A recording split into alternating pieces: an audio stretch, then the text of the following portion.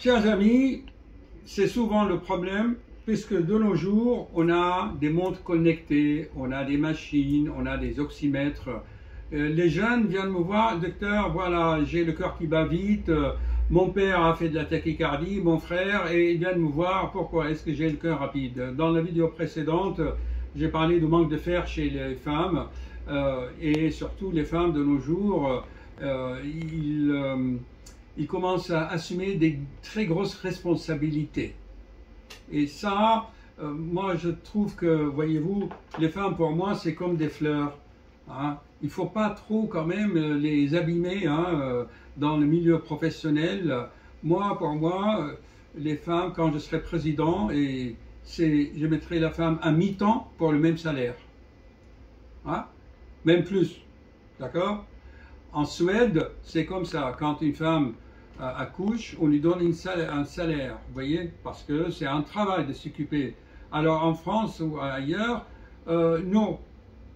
On met l'enfant à la crèche, on paye la crèche et on fait comme ça. En fait, à mon avis, tout cela, ça crée des maladies.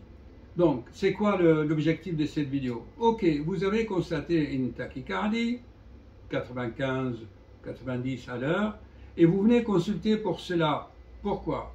De peur que vous n'ayez pas de maladie plus tard ou même pas de comprendre la compréhension que vous ayez, c'est mon père avait ça, c'est génétique, donc moi aussi je vais avoir ça. Mais les patients oublient qu'il y a l'épigénétique. L'épigénétique, je le répète encore, tes parents, tes frères, tes cousins, l'environnement, on a installé des applications, des programmes sur votre chromosome, sur votre ADN.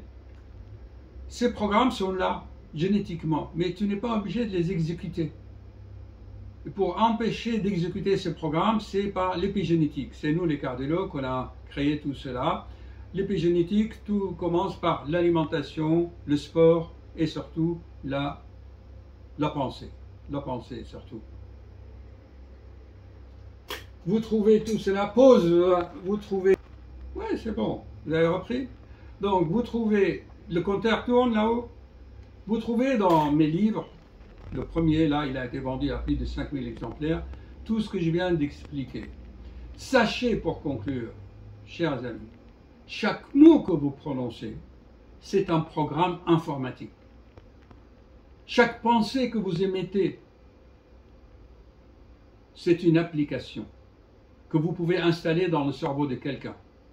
Si vous dites à votre enfant « Eh Dieu, pourquoi tu as fait ça ?» Ça y est, tu as installé l'application de le manque d'estime de soi.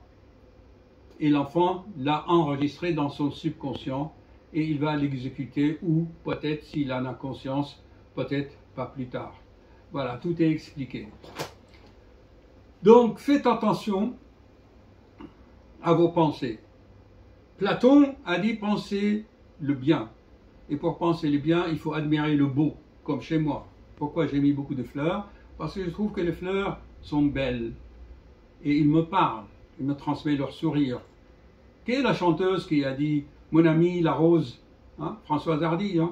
Et Antoine Saint-Exupéry dans Le Petit Prince, qu'est-ce qu'il parle de roses et des fleurs. Le plus grand savant, il parlait de philosophe, parlait de fleurs. Il y a un film que j'aime bien, Au nom de la rose. Ah, Hugo, hein, le penseur italien. Donc, chers amis, pensez le bien, et pour penser le bien, il faut s'intéresser à ce qui est beau. Tout ce qui n'est pas beau, essayez de le supprimer de votre vie. Chaque pensée est un programme, chaque mot est une application, et chaque geste que vous faites, c'est une clé d'activation. C'est comme ça l'esprit humain, il fonctionne. Et on n'en a pas conscience. On n'a pas conscience de cela. Et parfois on se dit, mais pourquoi je suis comme ça? Mais qu'est-ce qui m'arrive? Et c'est pas qu'il y a une coquille là, quelque part, une application qui s'est mise à s'exécuter et il n'en a pas conscience. Ah! Mon mari, il est très gentil, il est adorable. Et après, quand je pousse l'interrogation, alors il ronfle la nuit, il fait des apnées, il bouge, il se lève la nuit pour pisser. Ah oui, docteur.